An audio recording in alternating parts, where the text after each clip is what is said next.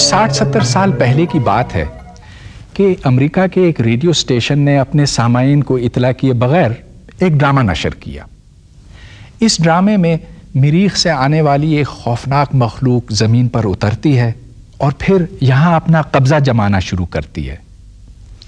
Drama سنتے ہی ہزاروں American اپنے گھروں سے بھاگ نکلے اور باقاعدہ ریڈیو پر اعلان کرنا پڑا انہیں تسلی دینے کے واسطے۔ خیر، ڈرامے تو ڈرامے ہی ہوتے ہیں اور حقیقت یہ ہے کہ مریخ پر انسان یا کوئی انسان نما مخلوق موجود نہیں ہے۔ البتہ مریخ زمین جیسی خصوصیات رکھنے کی وجہ سے اور ہمارا قریب ترین پڑوسی ہونے کی وجہ سے انسان کے لیے مدتوں سے تحیر اور دلچسپی کا باعث رہا ہے۔ وہی محرکات ہمیں اس کی طرف مجبور کرتے ہیں جو قدیم زمانوں میں سیاحوں کو اکساتے تھے کہ وہ نئے بر اعظم، نئے سمندر، نئی دنیایں دریافت کریں۔ آج کے پروگرام میں ہم زمین سے مریخ تک کا سفر طے کریں گے۔ ہم یہ دیکھیں گے کہ اس کی سطح کے اوپر کس طرح سے ثابت و سالم پہنچا جا سکتا ہے۔ اس کی سیر کریں گے اور پھر اس کی گہرائیوں کے اندر بھی جھانک کر دیکھیں گے۔ مریخ اپنے اندر بہت سے بھید چھپائے ہوئے ہیں۔ مثلاً اس کے اندر کس کس قسم کی معدنیات ہیں؟ کیا وہاں زندگی کی کوئی ابتدائی شکل کبھی تھی؟ اور اگر تھی تو پھر وہ ختم کیوں ہو گئی؟ شاید سب سے دلچسپ سوال یہ ہے کہ اگر ہمیں یہاں سے یعنی زمین سے بھاگنے کی ضرورت پڑی کسی بھی وجہ سے تو کیا ہمیں وہاں پر پناہ کبھی مل سکے گی؟ آج ہم جس طرح کے سوال کرتے ہیں ہمارے آباء و اجداد اس کا تصور بھی نہیں کر سکتے تھے۔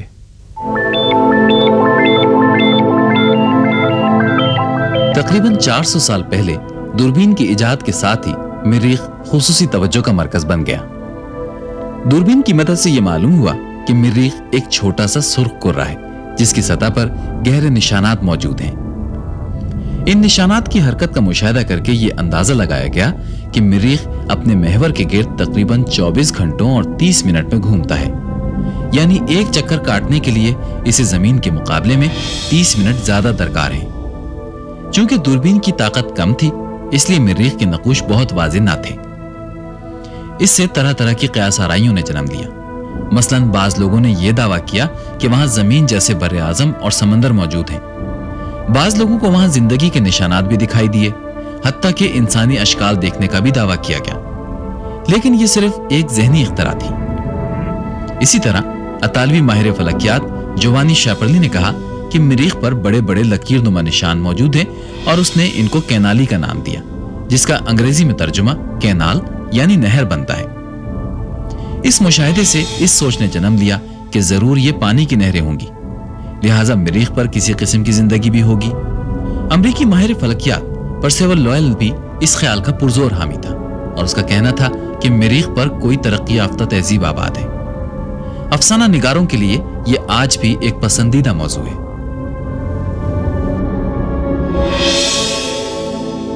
رات کی ہماگیر تاریکی میں مریخ دور ایک چمکدار نقطے کی طرح دکھائی دیتا ہے، لیکن طاقتور دوربینوں کی مدد سے اس گھومتے ہوئے کرے پر پہاڑ اور وادیاں دکھائی دیتی ہیں۔ مریخ ہمارے نظام شمسی کا چوتھا سیارہ ہے جو سورج سے 21 کروڑ کلومیٹر کے فاصلے پر واقع ہے۔ یہ ہمارا سب سے قریبی ہمسایہ سیارہ ہے۔ قطر کے لحاظ سے یہ زمین کا نصف، جبکہ اس کا حجم زمین سے 8 گنا کم ہے۔ سن 1960 میں سوویت یونین نے مریخ تک پہنچنے کی پہلی بار کوشش کی، یہ ناکام رہی۔ کسی بھی سیارے تک پہنچنے کے لیے ضروری ہے کہ پہلے اس خلائی جہاز کو زمین کے مدار میں پہنچایا جائے، ایک مخصوص مدار میں، تاکہ زمین کا گھماؤ اس کو آگے کی طرف دھکا دے سکے، لیکن سوویت راکٹ اس میں ناکام رہا۔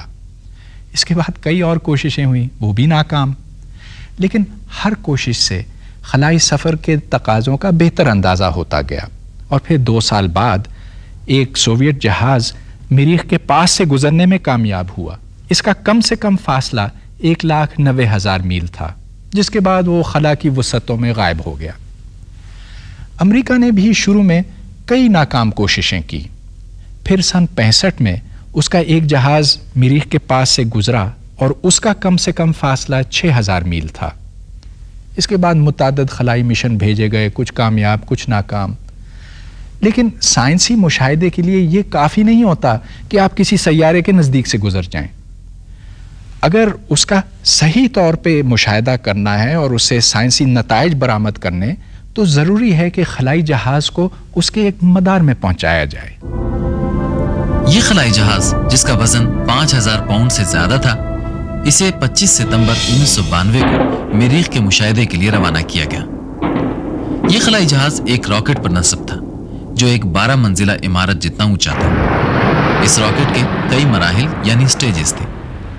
ہر خلائی جہاز کے کمپیوٹر اور مواصلاتی نظام کے لیے بجلی کی ضرورت ہوتی ہے۔ خلائی جہاز توانائی سورج کی گرمی اور روشنی سے حاصل کرتا ہے۔ اس کے سولر پینلز شمسی توانائی کو بجلی میں تبدیل کرنے کا کام سر انجام دیتے ہیں۔ جیسے جیسے یہ مریخ کے نزدیک پہنچتا ہے ویسے ویسے اس کی رفتار بڑھتی ہے۔ خلائی جہاز کو مریخ کے مدار میں لانے کے لیے اس کی رفتار کم کرنا ضروری ہے۔ اگر یہ رفتار راکٹ چلانے کے ذریعے کم کی جائے تو جہاز ایک بیضوی مدار میں گھومنے لگتا ہے۔ بیضوی مدار کی گردش مریخ کا سائنسی مشاہدہ کرنے کے لیے موزوں نہیں ہے، لیکن اگر اس کے مدار کو تبدیل کرنا ہے تو اس کے لیے کسی قوت کی ضرورت ہوگی۔ ایسی قوت جہاز کے ایندھن سے حاصل کی جا سکتی تھی، لیکن وہ تو پہلے ہی زمین سے مریخ تک کے سفر میں خرچ ہو چکا ہے۔ اس مقصد کے لیے ایک اور ترکیب استعمال کی جاتی ہے۔ خلائی جہاز جب مریخ کی فضا میں سے گزرتے ہیں تو فضائی رگڑ اس کے سولر پینلز پر ایک قوت کے طور پر اثر انداز ہوتی ہے۔ اس سے جہاز کا مدار بدلنے میں مدد لی جا سکتی ہے۔ جہاز پر موجود کمپیوٹرز ان سولر پینلز کا رخ اس طرح تبدیل کرتے ہیں کہ اس کا مدار بالآخر بیضوی سے گول ہو جاتا ہے۔ اب مریخ کی سطح سے جہاز کی اونچائی ہر جگہ ایک سی رہتی ہے۔ اس طرح جنوبی اور شمالی قطب دونوں کا برابر مشاہدہ اور مقابلہ کرنا ممکن ہے۔ ایک کھلے ہوئے پھول کی پتیوں کی طرح اس خلائی جہاز کے تمام پینلز کھل چکے ہیں۔ اس پر نصب سائنسی آلات مریخ کے بارے میں معلومات اکٹھی کر کے زمین کی طرف روانہ کر رہے ہیں۔ مختلف اقسام کی شعاؤں، تابکاریوں اور مقناطیسی شدت کے تجزیے سے ہمیں اہم نشانیاں ملتی ہیں۔ اس خلائی جہاز کا کیمرہ اس قدر حساس ہے کہ چھوٹی سے چھوٹی چیز بھی اس کی نظر سے اوجھل نہیں ہو سکتی۔ لیزر کے استعمال سے پہاڑوں کی اونچائی اور وادیوں کی گہرائی کو بہت صحیح طور پر ناپا جاتا ہے۔ ان تمام معلومات کا تجزیہ کرنے کے لیے زمین پر سائنسدان بے تاب بیٹھے ہیں۔ صرف چند کلومیٹر کی بلندی پر پرواز کرتا ہوا یہ خلائی جہاز ہر 2 گھنٹے کے بعد ایک چکر کاٹتا ہے۔ فضائی رگڑ کے باعث اس کی رفتار کم ہوتی جا رہی ہے اور بالآخر یہ مریخ کی سطح سے ٹکرا کر تباہ ہو جائے گا۔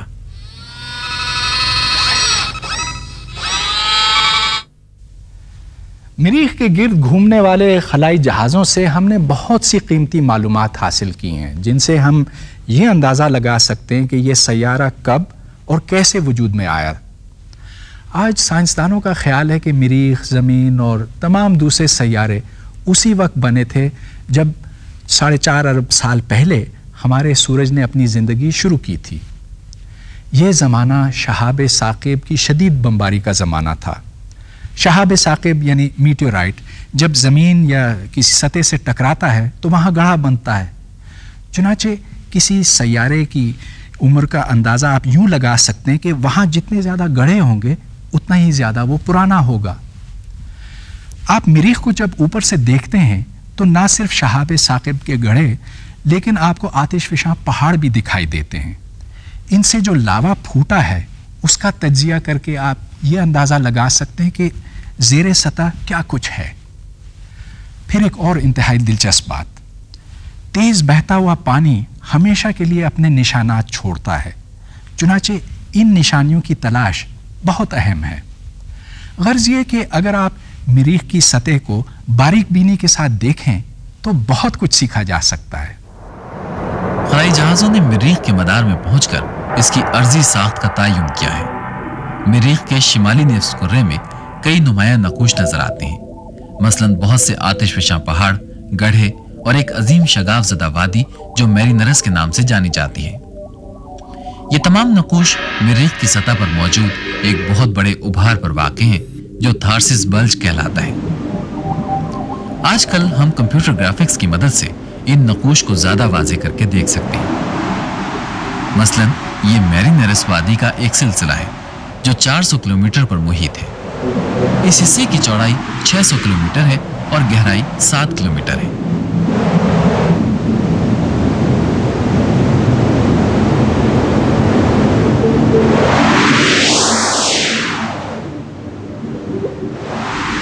اس سیارے پر نظام شمسی کا سب سے بڑا آتش فشاں پہاڑ مونز اولمپس بھی واقع ہے۔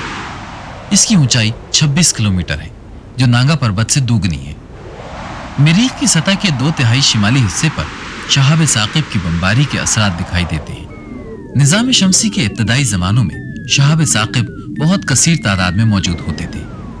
ان کی مسلسل بمباری کے باعث مریخ کی سطح پر بڑے اور گہرے گڑھے بن گئے اور یہ نشانات اب بھی نظر آتے ہیں، لیکن وقت گزرنے کے ساتھ ساتھ یہ کافی حد تک بڑھتے چلے گئے۔ مریخ کی سطح دیکھ کر یوں لگتا ہے جیسے کسی زمانے میں اس وادی میں سے تیز رفتار پانی کا گزر ہوا ہوگا۔ یہ آتش فشاں پہاڑ اس بات کی دلیل ہے کہ زیر سطح پگھلا ہوا مادہ تھا جس نے ان پہاڑوں میں سے اپنے نکلنے کا راستہ تلاش کیا اور یوں مریخ کی سطح پر اپنے نشانات ہمیشہ کے لیے چھوڑ گیا۔ زمین اور مریخ کی ارضیات میں ایک واضح فرق یہ ہے کہ مریخ پر اس طرح پہاڑوں کے سلسلے نہیں ہیں جس طرح ہمیں زمین پر دکھائی دیتے ہیں۔ آج ہم جانتے ہیں کہ زمین پر پہاڑ اور براعظم زیر زمین بڑے بڑے تودوں کے ٹکرانے سے وجود میں آئے تھے۔ چنانچہ مریخ پر پہاڑی سلسلے اور براعظموں کی عدم موجودگی سے یہ خیال کیا جاتا ہے کہ اس کی اندرونی ساخت زمین سے کافی مختلف ہوگی۔ زمین سے کروڑوں میل دور ایک چھوٹے سیارے کی اندرونی ساخت معلوم کرنا کوئی معمولی بات نہیں ہے، لیکن سائنسدان یہ جانتے ہیں کہ اگر کسی گھومتے ہوئے جسم کے اندر کوئی دھات موجود ہو تو اس سے ایک مقناطیسی میدان یا میگنیٹک فیلڈ پیدا ہوتا ہے۔ زمین کی طرح مریخ پر بھی ایک مقناطیسی میدان موجود ہے اور یہ اس بات کی دلیل ہے کہ اس کے مرکز میں کافی مقدار میں دھاتیں موجود ہوں گی۔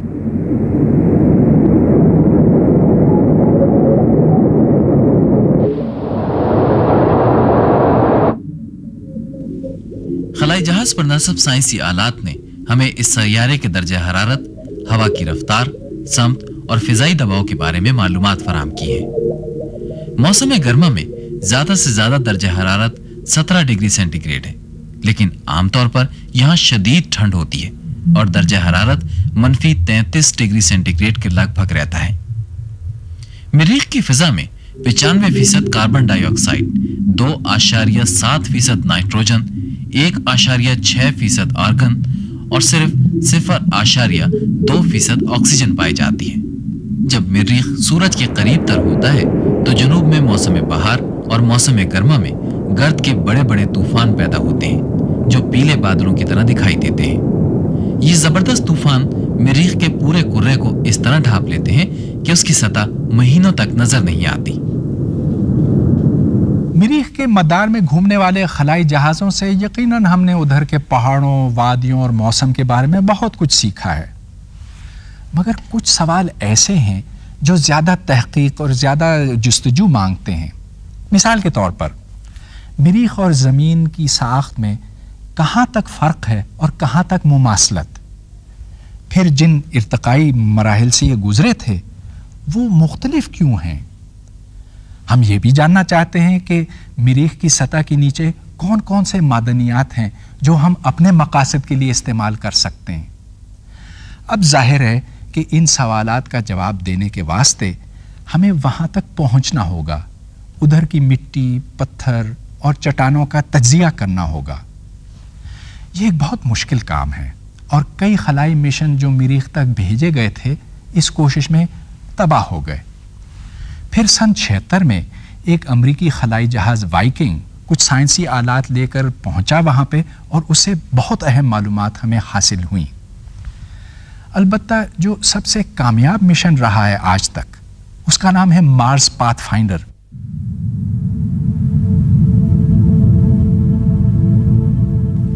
مارس پاتھ فائنڈر کی روانگی 4 دسمبر 1996 کو ہوئی۔ یہ سفر 7 ماہ پر محیط تھا۔ مریخ کی جانب جتنے خلائی جہاز بھی بھیجے گئے उनमें सबसे ज्यादा कामयाब सफर शायद इसी का था। खलाई जहाज के हर मरहले या स्टेज को इस तरह बनाया जाता है कि रॉकेट को कम से कम वजन उठाना पड़े और इसकी रफ्तार में ज्यादा से ज्यादा इजाफा हो सके। जब कोई स्टेज रॉकेट से अलहदा होता है तो यह जमीन के गिर्द चक्कर काटता रहता है और एक तवील अरसे के बाद जमीन की फिजा में दाखिल होकर खाक हो जाता है। कशिश सकल के मुकाबले के लिए बहुत ज्यादा ईंधन खर्च करना जरूरी होता है, इसलिए खलाई सफर एक मुश्किल और बहुत महंगा काम है। जमीन से काफी दूर आ जाने के बाद खलाई जहाज जमीन की कशिश से आजाद हो जाता है और अब उसे अपना सफर जारी रखने के लिए किसी किस्म के ईंधन की जरूरत नहीं रहती। अब खलाई जहाज जो जमीन की कशिश से आजाद हो चुका है, बगैर किसी किस्म के ईंधन के 7 माह तक अपना सफर जारी रखेगा और अब इसकी रफ्तार कई लाख मील फी घंटा है। ज्यों-ज्यों ये मरीख के नजदीक पहुंचता है, इस सैयारे की कशिश सकल के बाइस उसकी रफ्तार और तेज होती जाती है। खलाई जहाज को मरीख पहुंचने से पहले आहिस्ता करना जरूरी है। इस मकसद के हुसूल के लिए इसके रॉकेट का आखिरी हिस्सा फायर किया जाता है। अब गर्मी से बचाने वाला खोल नस्ब हो चुका है। इस वक्त जहाज की रफ्तार 17,000 मील फी घंटा है और इस तेज रफ्तार खलाई जहाज पर फिजाई रगड़ यानी फ्रिक्शन के अमल से रफ्तार में तेजी से कमी वाक़ होती है। बिलाखिर इसकी वजह से यह रफ्तार सिर्फ 900 मील फी घंटा होकर रह गई है। मरीख की फजा में दाखिल होने के 3 मिनट बाद खलाई जहाज की बुलंदी तकरीबन 5 मील थी। 900 मील फी घंटा की रफ्तार को कम करने के लिए इस छतरी को इस्तेमाल में लाया जाता है, जिसका कुतर 24 फुट है। इससे खलाई जहाज की रफ्तार कम होते होते बिलाखिर सिर्फ 150 मील फी घंटा होकर रह गई।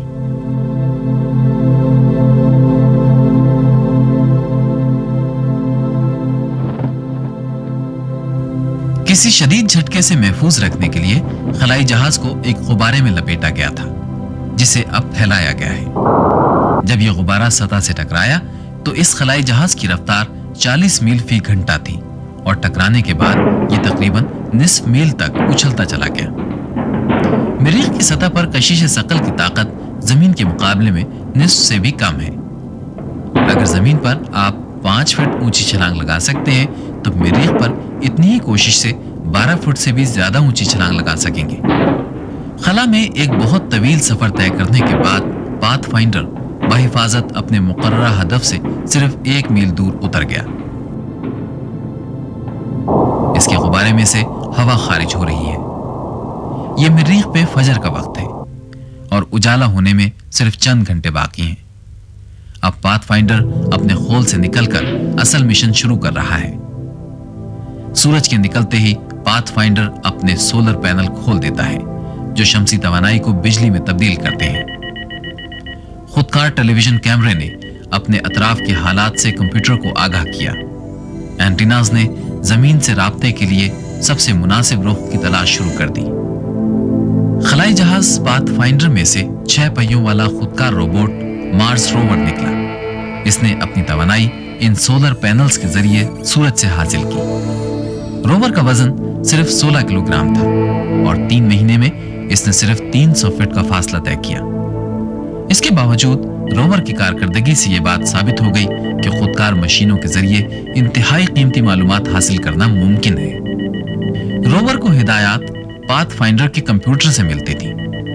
इस तरह वो मरीख की सतह का मुआयना करने के लिए निकल पड़ा। उसके ऊपर मुख्तलिफ किस्म के कैमरे और साइंसी आलात नस्ब थे, जिनका मकसद मरीख की चट्टानों की कीमियाई साख्त का तज्जिया करना था। इससे यह मालूम हुआ कि आतिशफशा पहाड़ों की कुछ चट्टानें ऐसी भी हैं जो निस्बतन कम उम्र हैं। इससे यह जाहिर होता है कि माजी करीब में मरीख शायद जेर जमीन इस्तराब का शिकार रहा है। खलाई जहाज ने ऐसी चट्टानों की तस्वीर भी उतारी जिनके कटाव बहते पानी से बने होंगे। ये तस्वीर इस बात की दलील है कि आज के ठंडे और खुश्क मरीख का एक गर्म और तर माजी भी रहा होगा।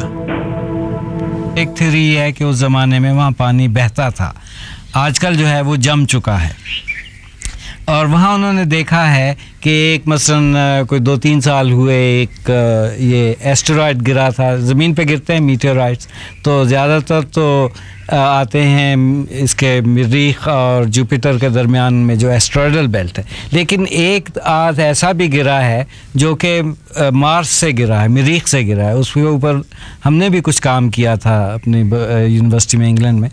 تو انہوں نے ایک ایسا میٹیورائٹ دیکھا ہے جس کے اندر کچھ نشانات ہیں اس قسم کے, جیسے کوئی جرثومہ اس کے اندر سے گزرا ہو یا فاسلائز ہو گیا ہو.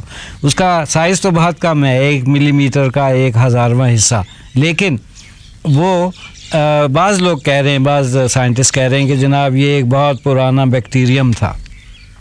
بعض لوگ کہہ رہے ہیں کہ یہ غلط ہے, وہ بیکٹیریم وغیرہ نہیں تھا, ایک طرح سے فزیکل کوئی اس میں کیمیکل ریئیکشنز ہوئے ہیں, اس سے وہ برو سا نظر آتا ہے, ایک طرح جھرری سے پڑی ہوئی. تو چند سال ہوئے جب امریکنوں نے وہاں اپنا اتارا تھا میرینر غالباً, تو اس نے بھی جا کے کچھ ایکسپیریمنٹس کیے تھے خود کار آٹومیٹک. انہوں نے اینالائز کیا تھا کہ وہاں کی گیسز کیا ہیں, تو اس سے معلوم یہ ہوا, بعض لوگوں نے یہ اندازہ لگایا کہ وہاں کوئی زندگی پریمیٹیو قسم کی اب بھی ہے. اور دوسرا نظریہ یہ ہے کہ وہ پریمیٹیو زندگی نہیں ہے بلکہ کیمیکل ریئیکشنز ہیں. مریخ پر زندگی کا انحصار بہت حد تک وہاں پانی کے ہونے یا نہ ہونے پر ہے. آج کئی سائنسدانوں کا خیال ہے کہ مریخ کی سطح پر نظر آنے والے یہ نہروں جیسے نشان اس کی پیدائش کے تقریباً 1 ارب سال بعد بنے تھے. اس وقت فضا گرم اور کثیف تھی, جس کی وجہ سے بارشیں ہوتی رہتی تھی اور شدید سیلاب آتے رہتے تھے. اس طرح سے بڑی بڑی جھیلیں بنی ہوں گی اور پانی کے تیز بہاؤ سے یہ راستے بنتے چلے گئے. لیکن رفتہ رفتہ آکسیجن اور دوسری گیسیں کم ہوتی گئیں. اب مریخ کی فضا میں کاربن ڈائی آکسائیڈ کے علاوہ دوسری گیسوں کی مقدار بہت کم ہے. بیشتر قسم کی گیسیں مریخ کی کشش سے آزاد ہو کر خلا میں غائب ہو گئیں. اس طرح بارشوں کا سلسلہ بھی ختم ہو گیا اور مریخ ایک خشک اور بے جان صحرا بن گیا. مریخ کے شمالی اور جنوبی قطب پر برف کے تودے سارا سال موجود رہتے ہیں, لیکن سردیوں میں ان کا سائز بڑا ہو جاتا ہے. شمالی قطب پر برف جمے ہوئے پانی کی ہے, جبکہ جنوبی قطب پر برف جمی ہوئی کاربن ڈائی آکسائیڈ کی ہے. کچھ ایسے شواہد بھی ہیں کہ مریخ کی سطح کے نیچے بھی برف کی ایک دبیز تہ موجود ہے.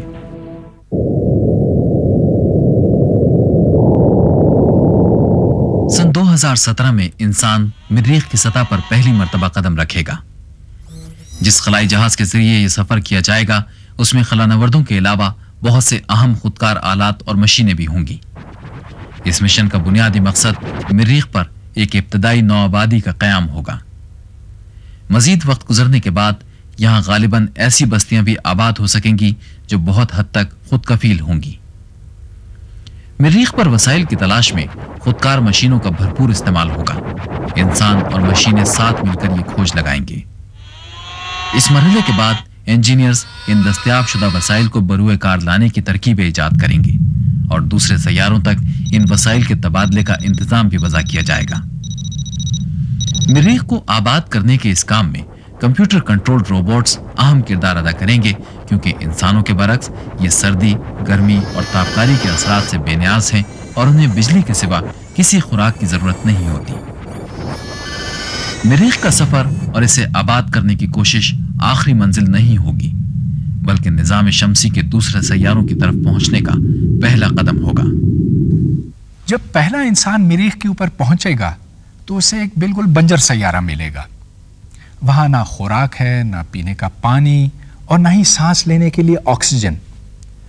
لیکن پھر بھی کچھ سائنسدانوں کا خیال ہے, انہوں نے اس بات کا تجزیہ کیا ہوا ہے کہ ہم مستقبل میں مریخ کو بالکل بدل سکتے ہیں. اس وقت وہاں شدید ٹھنڈ ہے اور اس کی وجہ یہ ہے کہ ادھر فضا بہت باریک ہے.